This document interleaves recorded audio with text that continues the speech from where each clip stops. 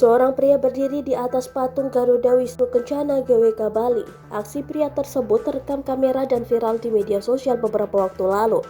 Dilansir dari Kompas.com, dalam video itu terdengar suara dari orang-orang yang meminta pria tersebut untuk turun. Saat ditelusuri, ternyata pria yang ada di atas patung GWK itu adalah teknisi Rock Access PT Siluet Nyoman Warta bernama Ari Ardiansyah. Dikutip dari Kompas.com, Kamis 25 November 2021, Ari mengatakan peristiwa itu terjadi pada Rabu 24 November 2021.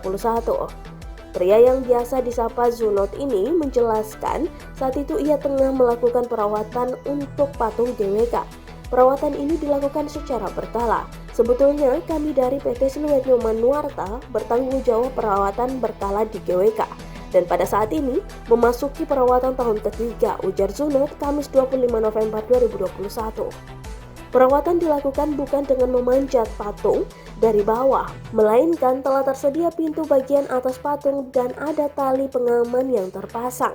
Secara terpisah, seniman patung GWK Nyoman Warta memastikan perawatan patung GWK dilakukan dengan standar keamanan yang tinggi.